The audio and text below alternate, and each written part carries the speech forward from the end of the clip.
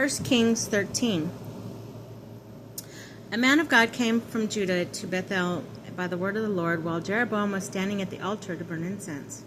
He cried out against the altar by the word of the Lord. Altar, altar, thus says the Lord, a child shall be born to the house of David, Josiah by name, who shall slaughter upon you the priests of the high places who burn incense upon you. They shall burn human bones upon you. He also gave a sign that same day that said, This is the sign the Lord has spoken.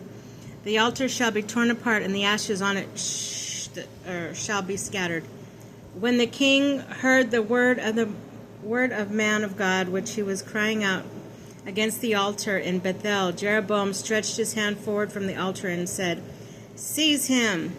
But the hand he stretched forth became withered, so that he could not draw it back. The altar was torn apart. The ashes from the altar were scattered, in accordance with the sign of the man of God given by the word of the Lord. Then the king said to the man of God, Entreat the Lord your God and intercede for me that my hand might be restored. So the man of God entreated the Lord, and the king's hand was restored as it was before. The king told the man of God, Come with me to the house for some refreshments, that I may give you a present. The man of God said to the king, If you gave me half your palace, I would not go with you, nor eat bread or drink water in this place. For I was instructed by the Lord, Do not eat bread or drink water, and do not return by the way you came.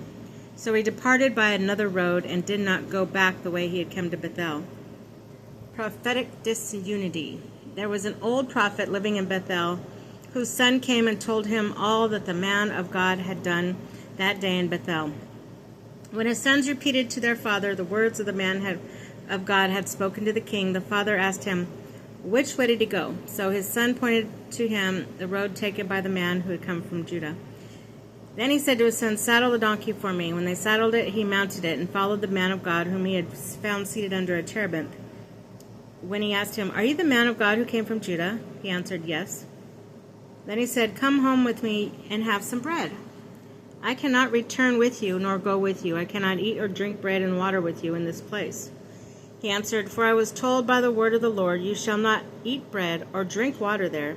Do not go back the way you came. But he said to him, I too am a prophet like you, and an angel told me by the word of the Lord, Bring him back with you to your house and eat bread and drink water. But he was lying to him. So he went back with him and ate bread and drank water in his house. But while they were sitting, the word of the Lord came to the prophet who had brought him back. And he cried out to the man of God who come from Judah, Thus says the Lord, because you rebelled against the charge of the Lord, and did not keep the command which the Lord your God gave you, but returned and ate bread and drank water in the place you were told, Do not eat bread, do not drink water, your corpse shall not be brought to the grave of your ancestors.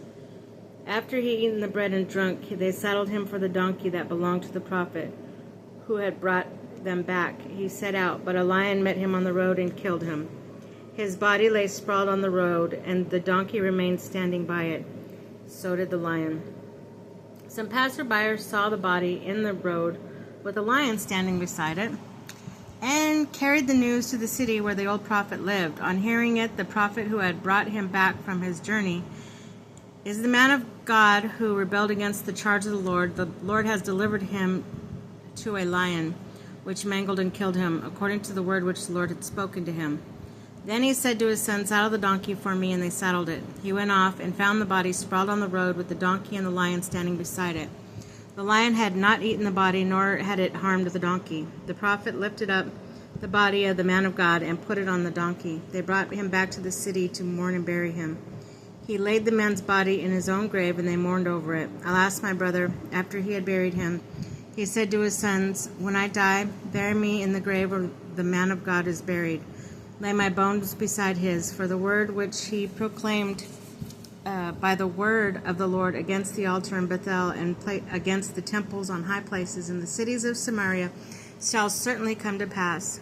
Even after this, Jeroboam did not turn from his evil ways, but again made priests for the high places from among the common people. Dummy. Whoever desired it was installed as a priest of high places. This is the account of the sin of the house of Jeroboam, for which it was to be cut off and destroyed from the face of the earth.